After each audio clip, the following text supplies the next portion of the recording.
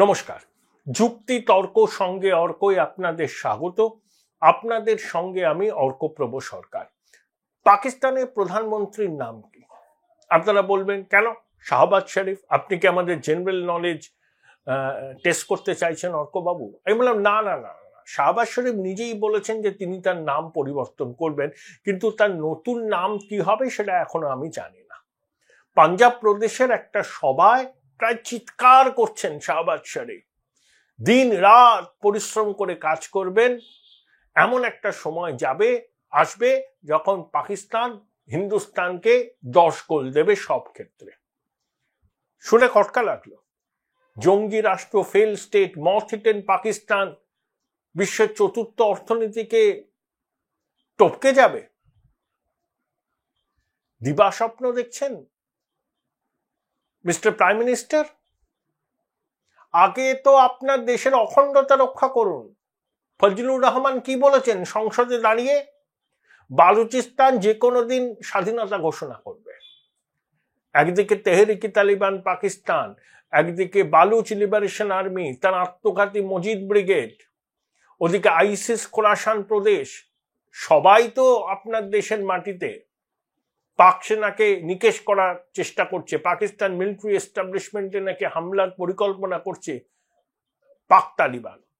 আবার পাকিস্তানের intelligence wing সতর্ক করে দিয়েছে যে চ্যাম্পিয়ন্স ট্রফি হয়েছে, যে চ্যাম্পিয়ন্স ট্রফি তার পাকিস্তান নেই, তো পাকিস্তানের মাটিতে যে সমস্ত বিদেশি খেলোয়াড় বা দর্শকরা এসছেন বিভিন্ন দেশ থেকে, তাদেরকে পণবন্দি করে আইসিস বা পাক তালিবান পাকিস্তানের সরকারের সঙ্গে নেগোশিয়েট করতে পারে, ব্ল্যাকমেল করতে পারে। অর্থাৎ পাকিস্তান যে পুরোপুরি জঙ্গি জেহাদিদের দখলে চলে গেছে তা নিয়ে আর কোনো সন্দেহের অবকাশ নেই।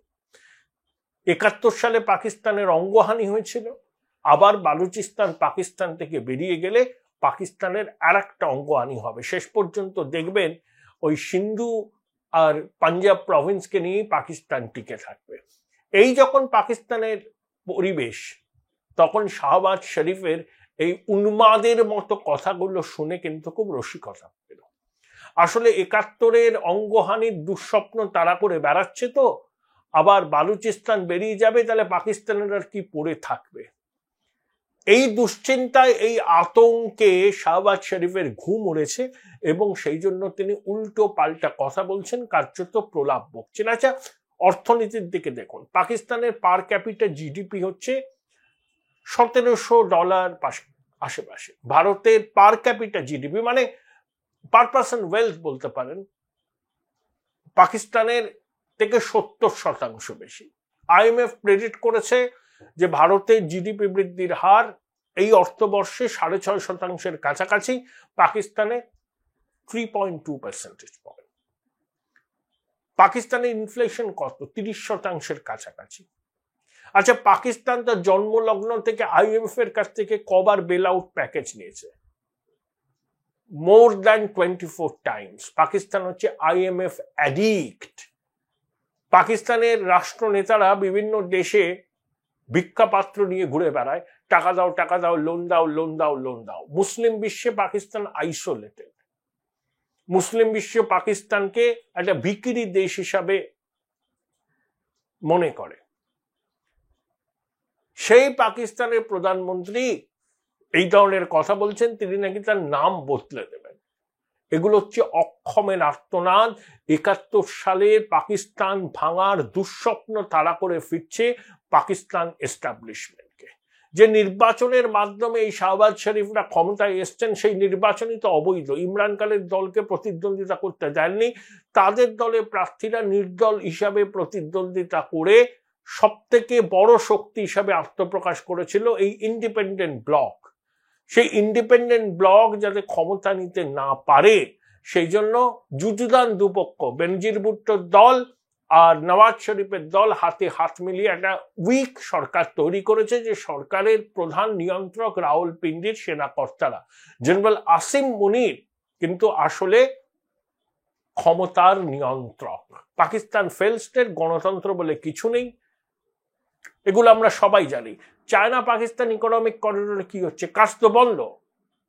চীন সরকার পাকিস্তান সরকারকে কোরকে দিয়েছে যে তোমরা আমাদের দেশের নাগরিকের নিরাপত্তা দিতে পারো না, আমরা সৈন্য পাঠাবো আমাদের দেশের নাগরিকদের নিরাপত্তার জন্য।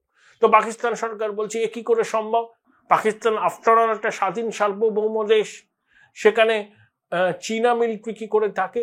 এখন ঠিক হয়েছে যে ইয়েভগেনি প্রিজনিন নামটা ছিল বোধহয়, যিনি ওই হঠাৎ করে রহস্যময় হেলিকপ্টার ক্র্যাশে মারা গেছিলেন, ওয়াগনার গ্রুপের প্রাণপুরুষ ছিলেন, একসময় পুতিনের ঘনিষ্ঠ, তারপরে পুতিনের বিটেন হয়ার, সেরকম একটা ভাড়াটে সৈন্য, সেটা পিপল লিবারেশন আর্মিরই সৈন্য হবে, কিন্তু তারা কোনো ওয়ার কন্ট্রাক্টরের আন্ডারে কাজ করবেন, সেখান থেকে তারা বেতন পাবেন। আসলে চাইনিজ মিলিটারি অন্য নামে অন্য রূপে পাকিস্তানে আসবে তাদের ওয়ার্কফোর্সকে প্রোটেকশন দেওয়ার জন্য।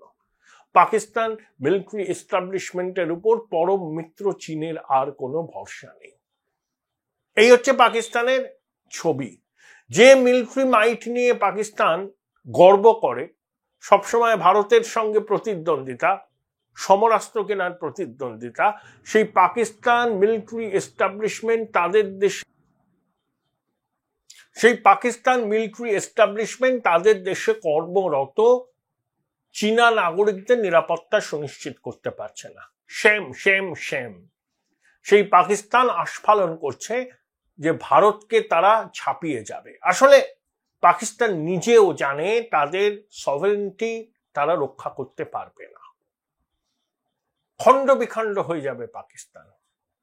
আবার নতুন মিত্র বাংলাদেশ, সেখানকার মাটিকে ব্যবহার করে ভারতকে রক্তাক্ত করার নোংরা খেলা খেলছে আইএসআই। পাকিস্তান মিলিটারি এস্টাবলিশমেন্ট হাত মিলিয়েছে অন্তর্বর্তী সরকার বাংলাদেশে। আগে নিজের ঘর সামলান, তারপরে তো প্রগতির সড়কে হাঁটবেন। 3 কোটি পাকিস্তানের বাচ্চা স্কুলে যেতে পারে না, তারা পাথরবাজি করে। দেশাজ্ঞারদের একেবারে epicentre Pakistan. Terrorism, extremism and organise crime, এই 3টে শব্দ দিয়ে পাকিস্তানকে বোঝানো যায়। পাকিস্তানের জিডিপির পরিমাপ কি হয়? মৌলবাদ। রপ্তানির পরিমাপ কি হয়? Join Indian Institute of Hotel Management now. Right choice, right decision. Terrorism দিয়ে। পশ্চিমী দুনিয়া পাকিস্তানকে ব্যাপ্ত করেছে, আমেরিকা পোছে না, ইউরোপীয় ইউনিয়ন পোছে না, মুসলিম দেশগুলো পোছে না। এন্টার আরব ওয়ার্ল্ড, মিডল ইস্ট এখন ভারতের সঙ্গে সুসম্পর্ক রাখতে চায়, স্ট্র্যাটেজিক অ্যালায়েন্স করছে।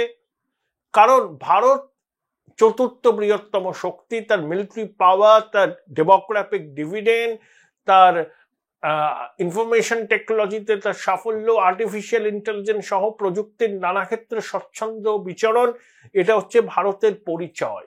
ইউএইতে পাকিস্তানের লোকদের ঢুকতে দেয় না, কারণ তারা বেআইনি কাজকর্ম করে।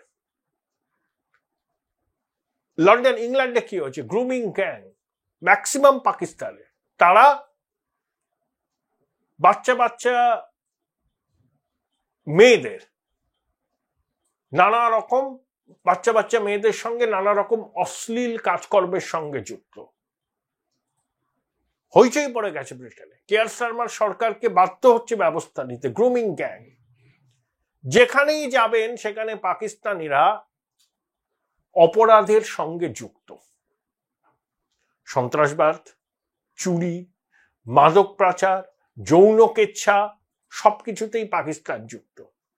সেই পাকিস্তানের প্রধানমন্ত্রী আস্ফালন করছেন, হাত পা ছুড়ে ভগবানের নামে শপথ নিচ্ছেন, দিন রাত এক করে কাজ করে হিন্দুস্তানকে ছাপিয়ে যাবেন।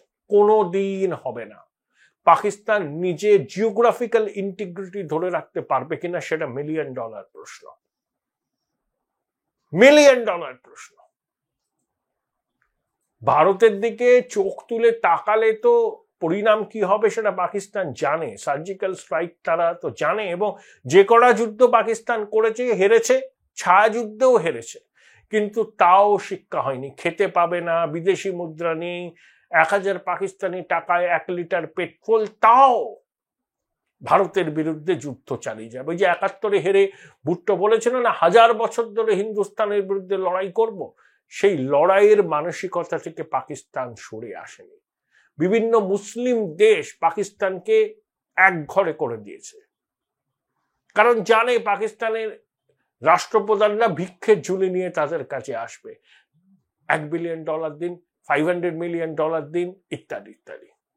একটা দেশ জন্মলগ্ন থেকে 2 ডজনেরও বেশি বার IMF এর কাছ থেকে বেল আউট প্যাকেজ নিয়েছে, ভাবতে পারেন। কিন্তু একটা সময় পাকিস্তান কিন্তু এই অবস্থায় ছিল না।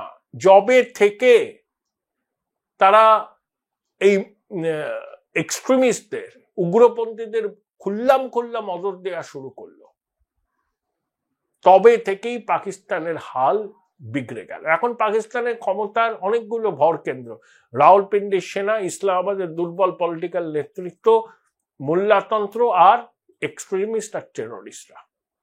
মোল্লাতন্ত্র আজব আজব ফরমান দেয়, জানেন? VPN নাকি হারাম, ভার্চুয়াল প্রাইভেট নেটওয়ার্ক। কয়েক $1 বিলিয়ন পাকিস্তান লস করেছে ইন্টারনেট শাটডাউন করার জন্য রেভিনিউ। এই হচ্ছে পাকিস্তানের ছবি।